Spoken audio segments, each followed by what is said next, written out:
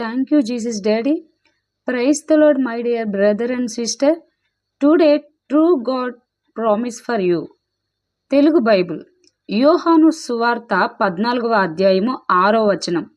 యేసు, నేనే మార్గమును సత్యమును జీవమును, నా ద్వారానే తప్ప ఎవడును తండ్రి యొద్దకు రాడు. ఆమేన్.